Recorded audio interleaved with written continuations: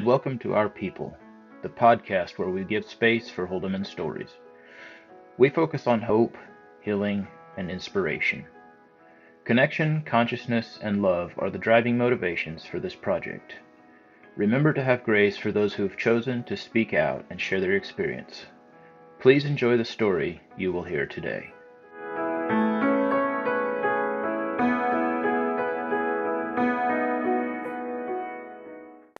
Hello, and welcome to Our People, where we would give Holdemans, ex-Holdemans, a place to tell their stories.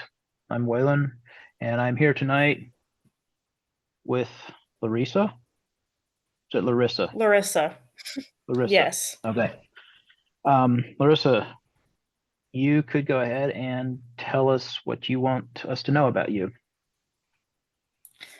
All right. So I will just start with the congregation I was from. I was from the Ithaca, Michigan North congregation. That's where I grew up. I've lived at a couple other congregation, but that was like my home congregation. Um, and so growing up, my parents owned the Mennonite nursing home here in Michigan, Mapleview. And so that's what I was born into because they were already owning that when I was born. And they owned that until I was, let me say, 12 or 13. It made things kind of hard because my parents were the ones running it. And so they were very busy with taking care of the residents. And so us children got neglected a little bit. Not that they didn't love us, but they just couldn't give us the proper attention that we needed. And then when I was young, I can't remember like my ages and everything, what everything happened, but I'm going to say I was 8 or 9. My dad left the church, and obviously I was young enough. I didn't know why, I didn't want to know what was going on. But at that young of an age, it instilled a lot of fear in me because my dad, was leaving a lot at night to go out to bars and do all kinds of stuff that I didn't know what he was doing. Still to this day, don't know everything he did. But it ruined the male father figure that I needed in my life, as a young child. And he was out for 3, 4, 5 years, something like that. So it made for a very traumatic childhood in a sense. That was where my trauma started. Not because he was super abusive, but he would definitely yell at me, and he had anger issues that he had needed to work on, and so that made me very fearful and very scared. And so when I got older and he would tell me, what not to do, because I was still a child, I was very rebellious, very rebellious, to the point that I tried to run away one time. I got very mentally low. I guess I'll just be graphic. I started cutting myself. I started trying to pull my hair out. So I was admitted to mental hospitals twice. It helped, but I had to come back home to the same situation, so that didn't help. But so I kind of just floundered around for those years, and then when I was 11, I was baptized. And they didn't baptize me right away because they thought I was quite young. And so by the time I got baptized, I really wasn't even happy as a Christian per se, just because of all the things that I had to conform to, the rules I had to follow. So, and I already told Waylon this off podcast, but when I was 12, I started questioning the church. And I know that's a very young age, but I've always been a very intuitive person. But I was young enough that I was like, well, I shouldn't be questioning. This is where I'm supposed to be, because that's what you're taught, that this is the only church, this one true church, you can't be anywhere else.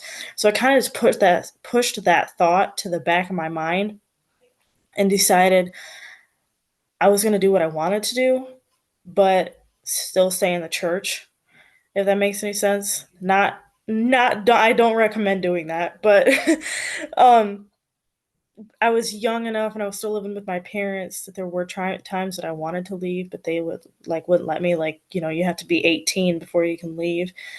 And I was still in school at the time, so that would have been kind of weird if I was like, trying to leave or be expelled and still going to school. I don't really know how that would work. But so I kind of just pushed it in the back of my mind, lived how I was living, unhappy, very unhappy. It kind of was just that way for a couple of years. I kind of did what I wanted to do, rebellious, that kind of thing. But fast forward to when I was just turned 16 and I was still going through it, and my folks were like, well, maybe you need to move in with another Mennonite family, to like kind of get away from here and like try to heal and everything. So I go to this family friend, they're like distantly related to us, family. They had like 4 kids, and so I was just, added to the family kind of thing.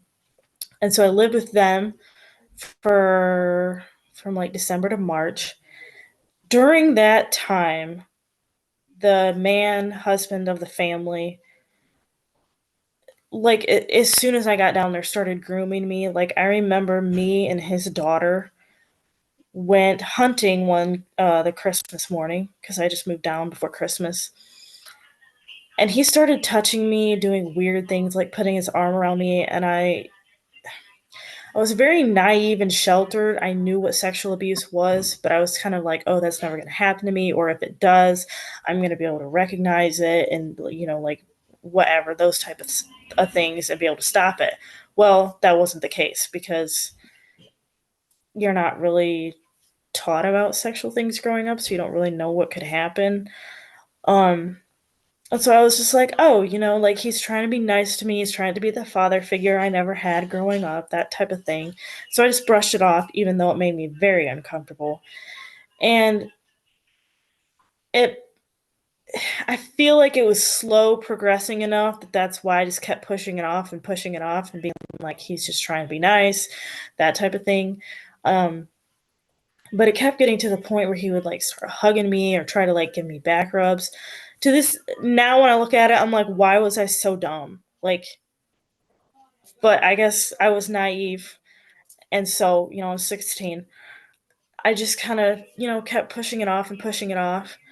And then one day there was a breaking point. He owned greenhouses, and so he would always have like me or one of his daughters go with him on the delivery routes. Now, why in the world I went by myself with him on delivery routes, I don't know.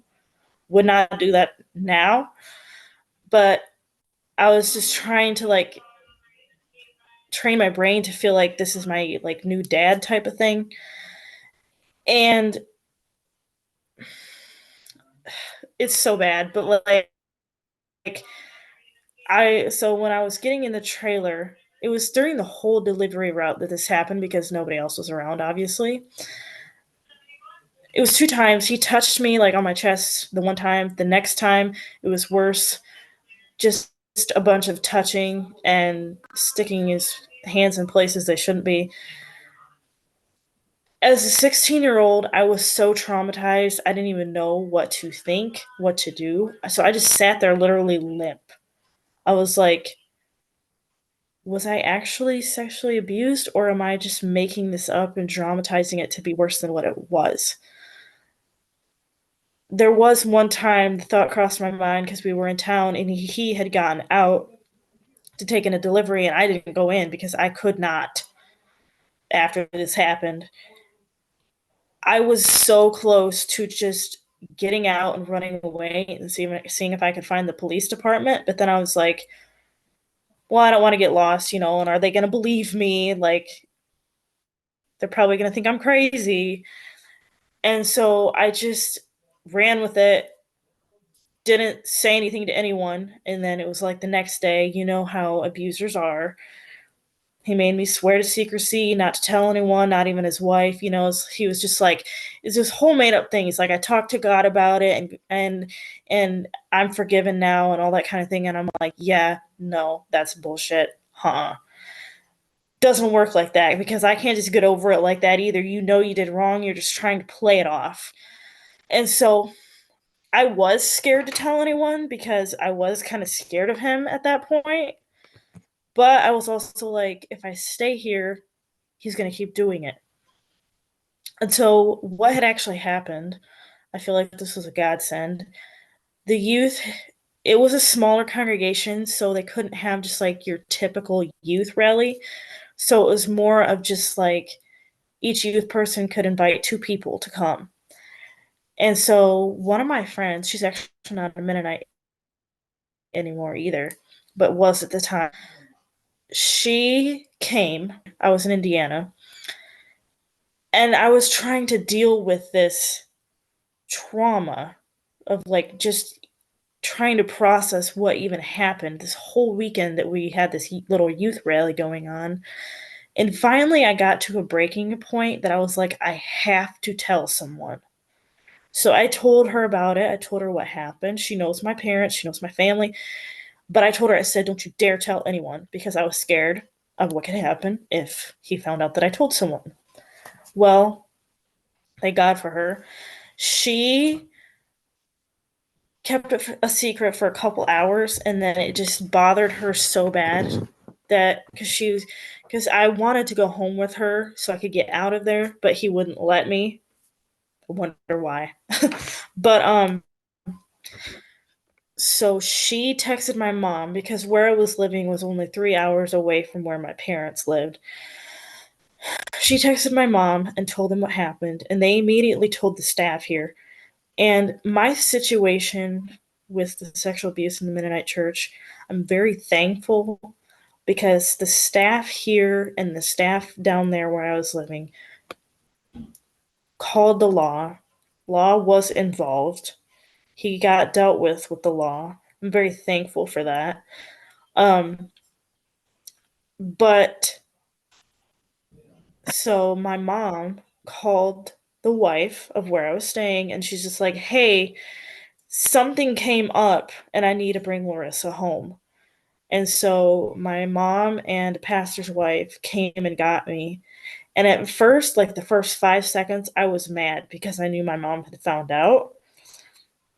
But then I was like, then I like started crying because I was just the relief of knowing that I was getting out of the situation and I didn't have to go back and it wouldn't happen again was so relieving. And so I came back here. And the thing that sucks though with getting the law involved is they take forever to decide what they're going to do. um Even though, but he ended up having, so I came back in March of 2019. And then in July of 2019, I had a good friend out in California that I went to see, and I was like, okay, yeah, I want to move out here. So in November of 2019, I moved out to California, and I ended up living there for 3 years.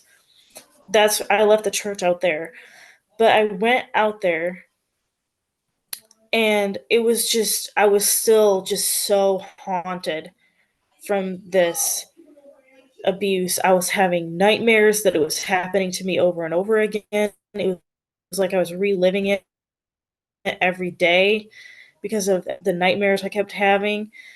I couldn't sleep very well. Like I was physically not even well.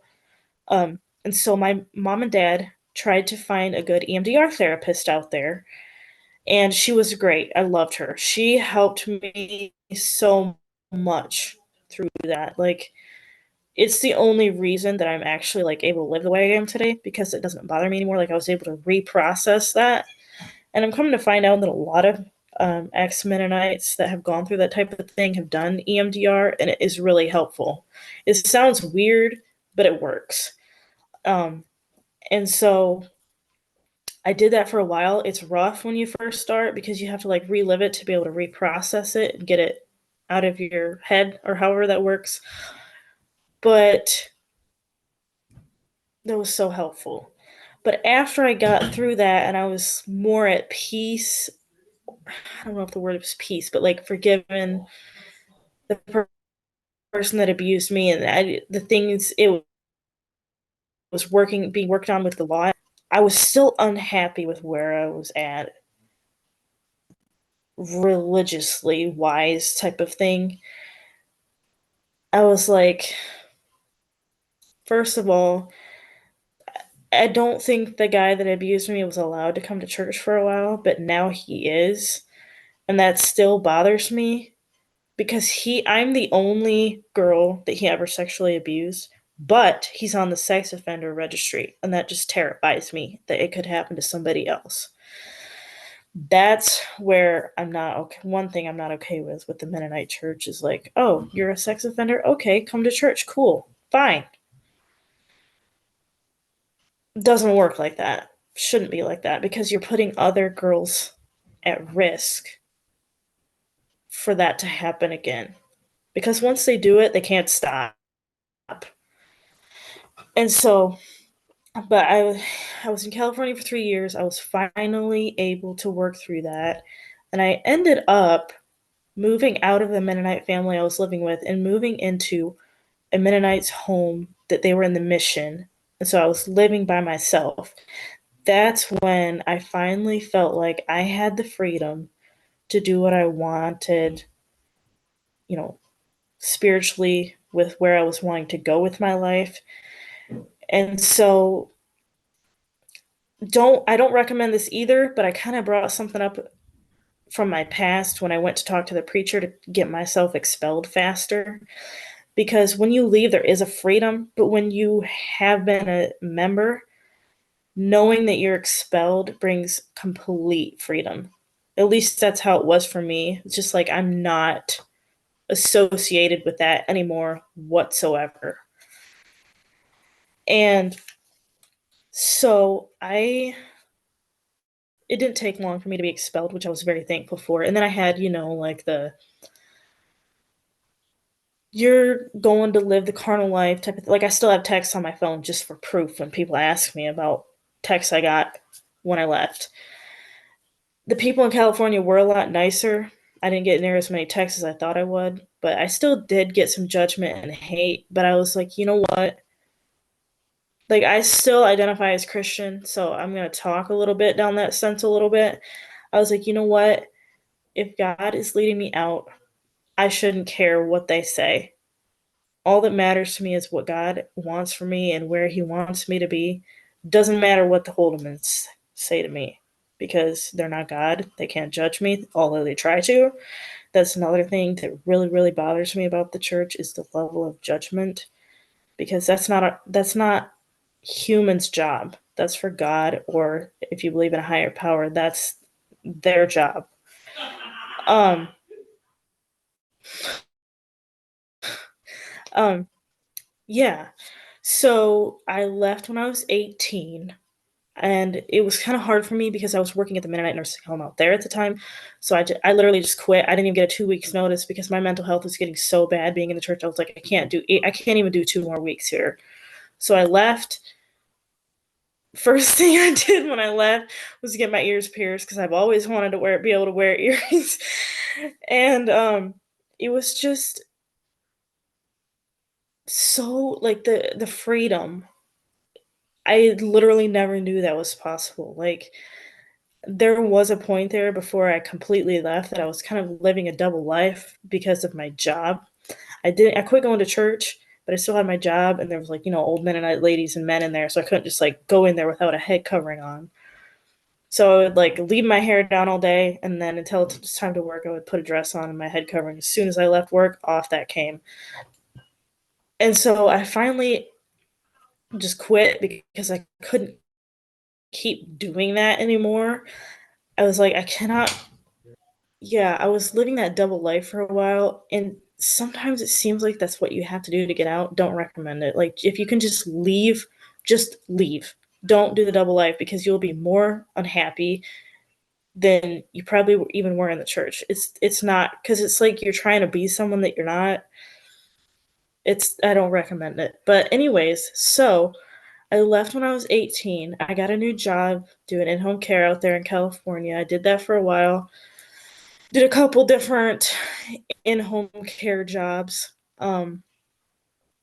nursing home, all the healthcare field, because that's what I do. And then I'm not political, but inflation happened. It happened all over the US. California was expensive to begin with, and I was trying to live on my own. Inflation happened, and I was still trying to live on my own. I could not make it. And one night I started randomly, like, this was back in September of 2022. My parents had just been out to visit me. They literally left that day to go home.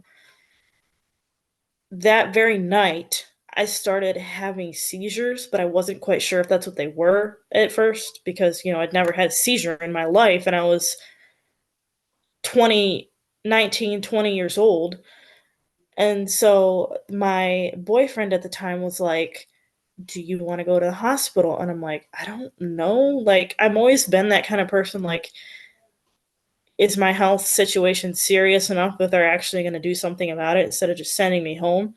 So I was like, no, because I only had 2 seizures. I was like, no, let's not go to the hospital. But if it starts happening and keeps happening again, then we can.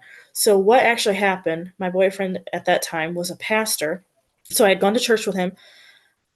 I was leaving church to go home and I called him and I said, something's not right. I don't feel good. I don't know what it is. He said, pull off the road. So I managed to pull into a parking lot. It was scary. By the time he got to me, I was already out seizing everything. He called the ambulance and I went to the hospital. It was a tough journey with the whole seizure thing because I went in the ambulance like 2 or 3 times, had to go to San Jose to the hospital, but it wasn't epilepsy. And so it was hard for them to diagnose what it was. But come to find out, it was stress-related seizures, or they called it an involuntary stress response. And I feel like it wasn't just the me trying to live on my own that caused all that. I feel like a lot of it was trauma and that induced as well. I don't really have them very much anymore, but I was on seizure meds for a while. It sucked because they make you so tired. I finally got off those like the end of last year. And it was tough because, if it's not epilepsy, then you're like, medical trauma type of thing. So that was a whole long journey in itself. But now I have a good job. I have a really good boyfriend. I've been with him for a year and a half at least. It'll be 2 years in November. And I'm back in Michigan. I still live with my Mennonite parents. But I have to say, I'm very grateful. They haven't been like super pushy, judgy type of thing. Um, the only thing that bothers me is like I have to sit separate. That is one thing, but I just try to respect that and not, because the last thing I want to do is make a fight about it, especially if I want them to ever leave in the future. I don't want to be like blah blah blah blah blah, blah is the way you should be type of thing, because that's not attractive to them. Um, I want to talk about the beliefs that bothered me the most that made me leave. I know, like, a lot of people struggle with the one true church thing. And obviously, I was the same way. Um, I don't believe that. Um, God did not say in the Bible the Holdeman Mennonites will be the one true church. I feel like more like the one true church is the entire body of Christian believers that are following God the best they know how. Not once you've been a Holdeman Mennonite, you know better and you're going to go to hell if you leave because that's the only way. It doesn't work like that. God doesn't work like that. Not the way it works.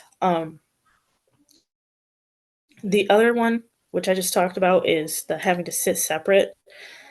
I think it bothers me more because I still identify as a Christian. I still go to church. I'm like, I'm still a Christian. Why do I have to sit separate?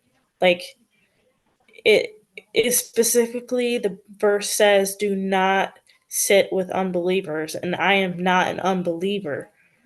I'm not an unbeliever because I'm not in your church. That doesn't make me an unbeliever. So those are kind of the main things. And then just the like, there was just things that I couldn't handle. Like, I'm a very private person, so the gossip and the judgment, I was like, when is it going to be about me? What kind of stupid story are they going to spread about me? What kind of terrible thing is going to go around about me that's not even true? And then how am I going to know how to stop it? Which was when I was younger, and I worried then too much what people thought about me. Now I don't care. But that is another thing that I don't like. And I did grow up in a like much older congregation. So I think that had a lot to do with it because, a lot of the older Mennonite women, it seemed like dress you for or judge you for like how short your dress is, or it's too revealing, and like maybe you need to check your Christian life because your dress is an inch too short, or your ankles are showing, or your knees are showing, or type of thing like that. That has nothing to do with your Christian life. And I feel like I could go on and on. Another thing that just came to my mind that bothered me is a lot of the rules is like it's set by one person, and then somehow I think there's like what 25,000 Holdmans. One person's conviction is supposed to become 25,000 other people's conviction. How are you supposed to have a personal life with Jesus if you're supposed to be living by other people's convictions? It's so screwed up. I don't even know like how to like explain my way out of that. But I was like, yeah, no, I want to have a personal life with Jesus that doesn't go by other people's convictions, Like, how are you supposed to have a proper, intimate relationship with the Lord if you don't get your convictions from Him instead of other people? Okay. Would you mind talking about the EMDR a little bit? Yeah, for sure. So, I, I'm gonna say it lasted probably a year or so, just because it's very intense, and so you don't really want to do more than one session a week. But the lady I had me start with my childhood trauma before we even got into my sexual abuse trauma. A quick, And it I'm gonna was, jump in here for a second. I didn't do the eye movement as much. It was more of tapping back and forth on my legs and like thinking. Sure, Sorry, I think that go was ahead. it was a long pause there. Can you quickly before you go through how you experienced it, maybe describe what it is because we've never talked about it on here before. Okay, so for sure. So EMDR stands for, if I can remember this correctly, eye movement desensitization reprocessing. So basically, what it does, if you go through a trauma, it gets, and you don't process it, it gets stuck in the receiving part of your brain. And that's when you keep reliving it, can't get past it. It's affecting you like physically, mentally, emotionally, the whole nine yards. And it gets stuck in the receiving end of your brain. EMDR helps you move it to the processing part of your brain so that you can get past it and process it properly how you're supposed to, and like be able to live with the fact that that happened instead of it just making you like sick every day. Okay. Now you were talking kind of about your experience of it. Yes, so I didn't do like the eye movement as much. It was more like a back and forth tapping on my legs while she told me, like what to do, what to think of, how to like move things around in my brain. I mean, it's kind of crazy what you can do with your brain when you're told what to do. So that was more my experience with it. Um,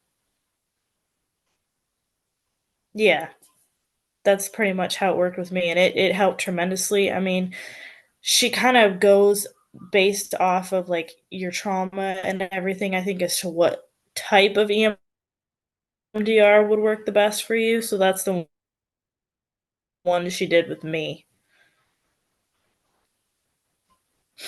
I was wondering then, that's a good description, Mm-hmm. explanation. I was wondering then about you talked about the the beliefs that you found you had difficulty with. I was wondering Yeah. about at age 12 when you were questioning. What were you questioning at that young of age? Honestly, I mean, it's gonna sound crazy because I was so young, but already then I was questioning the one true church thing because I was like, I know all these Christian people that aren't Holdeman Mennonites, and they seem so much happier than the Holdeman Mennonites that I know or me or whatever. And so I was like, what what do they have that I don't or that the Holdeman Mennonites don't have? Why is there such a big difference? Those were some of my main questions. And like I said, I kind of put it back on the back burner because I was 12, but I was very much questioning, like, how is this the one true church? There's no way because I see all these other happy people, and the Holman Mennonites don't seem super happy, at least the ones I grew up with. And so I think that's kind of why I questioned. And I'm also, like I said, a very intuitive person. And so I just felt that things were off, they weren't right. And so that's kind of what led me to question it as well.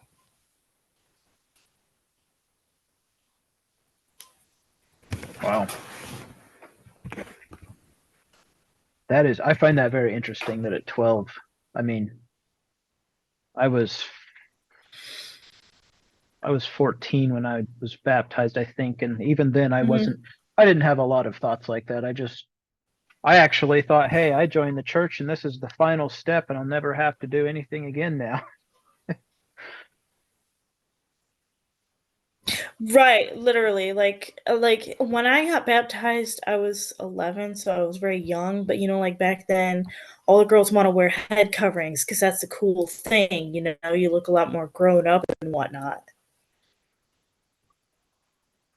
Now I'm like, my hair has never been healthier. Yeah. Um, okay, another question I had. You were talking about like cutting.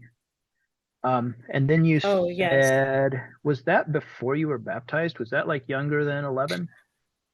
No, that was after I was baptized. I'm gonna say it was when I was like 13 no, wait. It was after I was out of school, so I would have been 14. Okay. Yeah. And I was when I so when I was admitted to the mental hospitals, I went to them twice, two different ones within a span of like 1 or 2 months.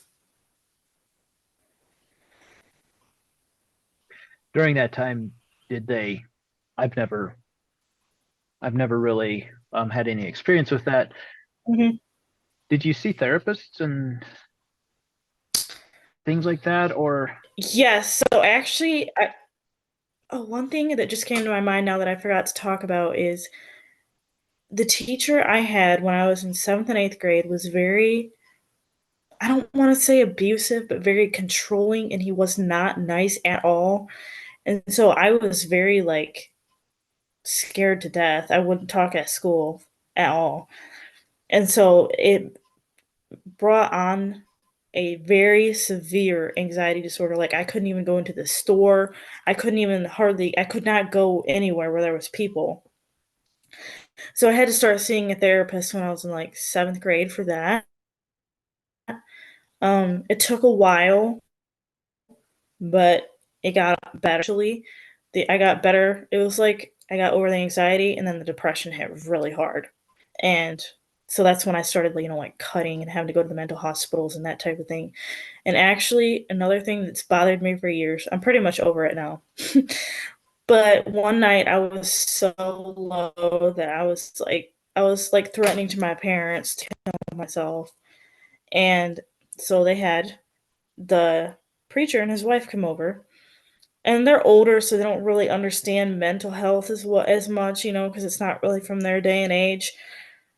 And the wife was like, "Well, I think what she said, I can't remember for sure word for word what she said, but it was something like, you haven't made, like, you can just get over it. Like, it's all in your head." And I'm like, leave. Literally leave.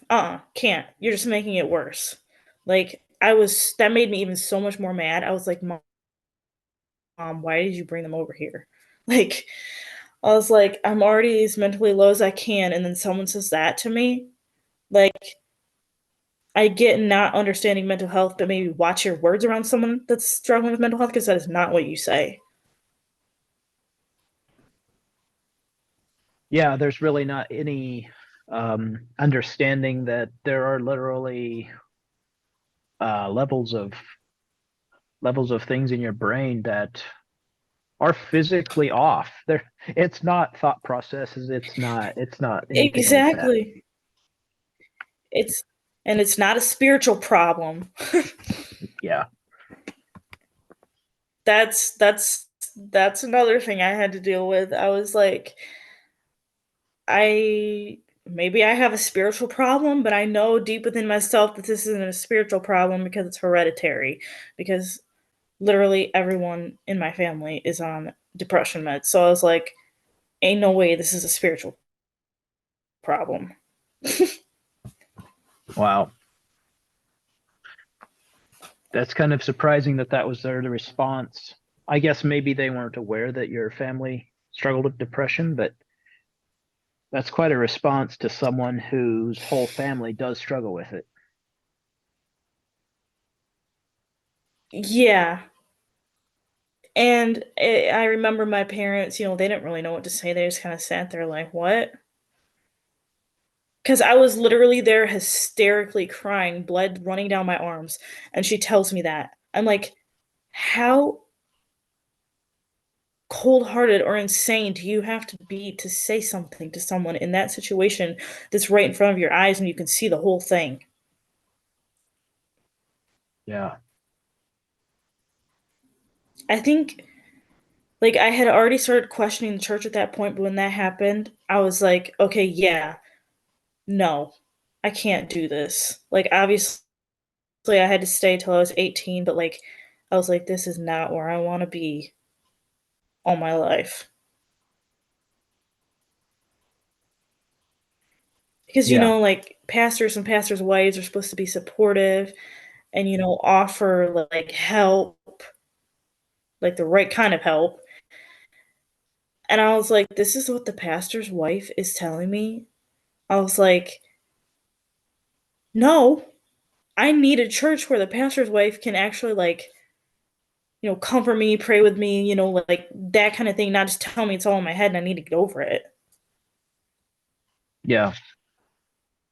But like I keep saying, like, I understand people that don't understand it, but there should be common sense there to know that even if you don't understand mental health issues, that you don't say something like that.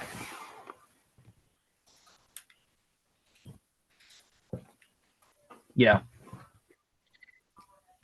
You said that when you were in California, you had a boyfriend who was a pastor. That sounded interesting to me. Mm-hmm. How did that work?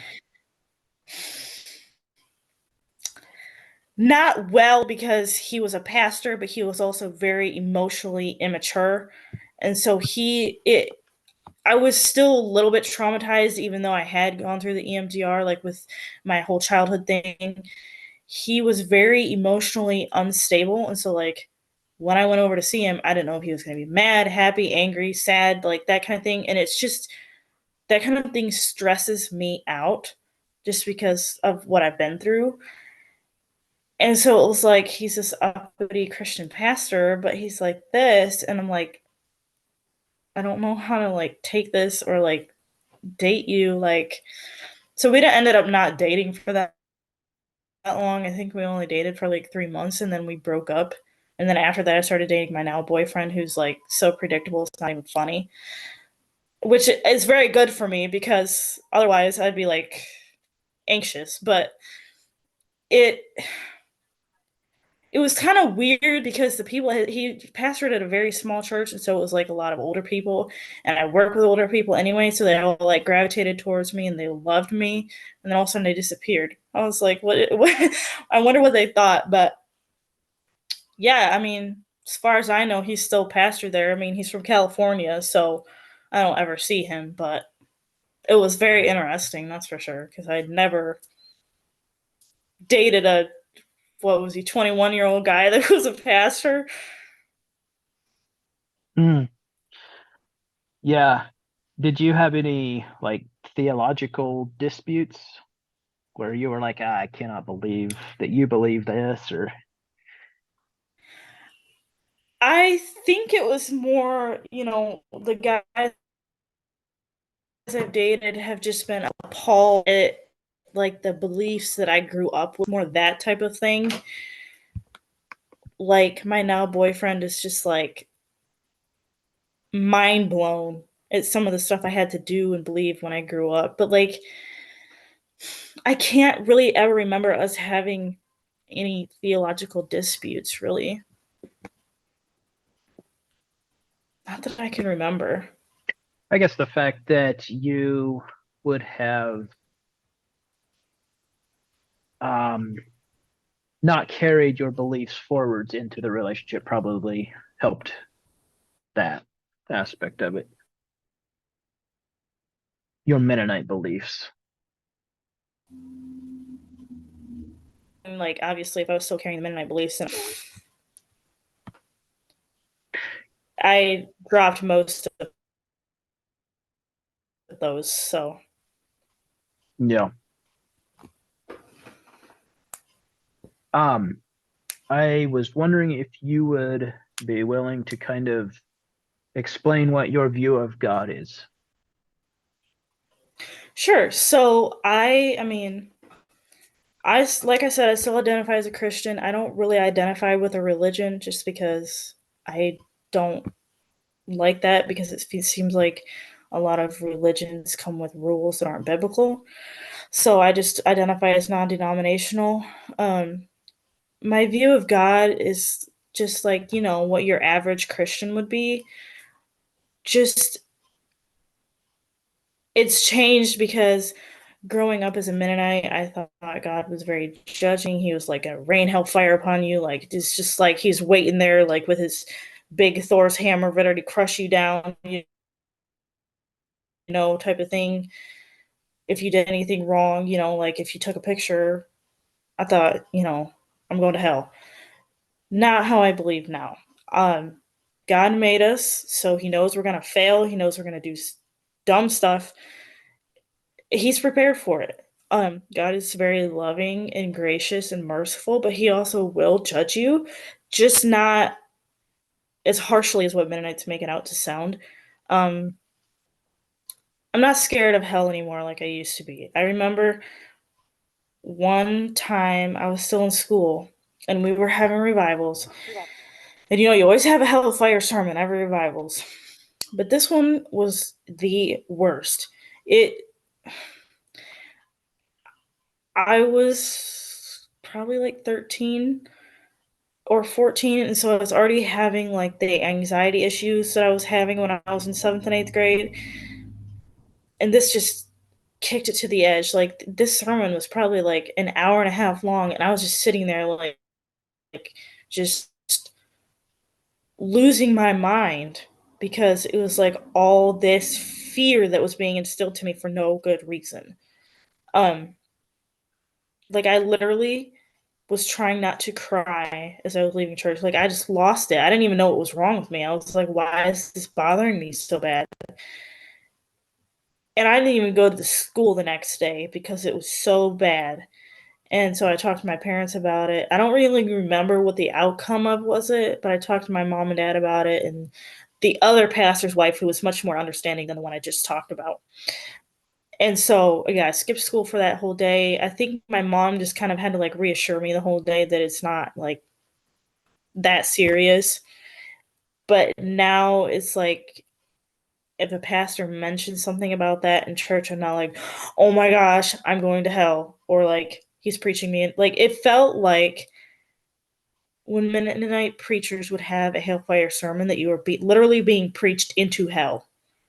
Like you are so sinful that if you don't live exactly perfectly the Mennonite way, you are going to go to hell. And that was scary. As a 13-year-old, that was terrifying. To think that you're going to hell as a 13-year-old, like I was still like a preteen child. Like that, I don't feel like that's okay to just like, they're a child, they're still learning. Like, you need to talk to them about how loving God is, not how he's gonna judge you and you're gonna go to hell. You know, instilling that much fear in children is awful. Like, I grew up with so much fear because of all of that.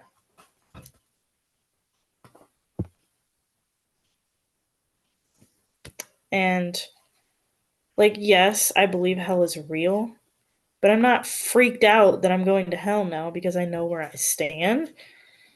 And yeah, I do things that Mennonite think are sin, but like, I know what God thinks, and that matters to me.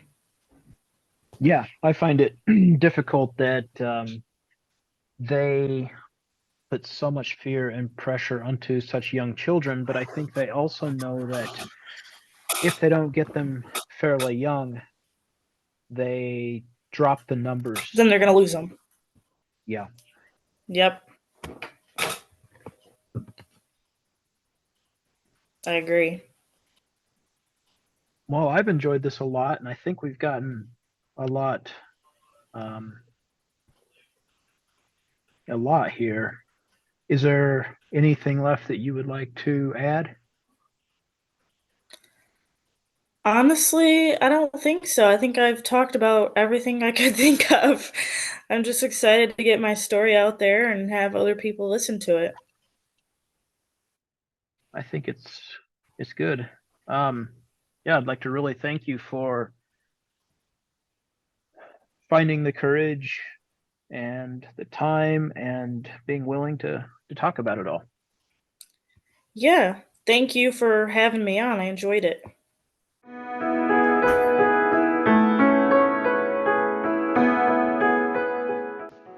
Thank you for listening. It is an honor to connect with our guests, and we wish the best for them as well as our listeners. Remember to like and subscribe for more episodes. Our People can be found on all major podcast platforms as well as YouTube. If you are interested in sharing your story, please contact us at ourpeoplepodcastteam@gmail.com. Thank you.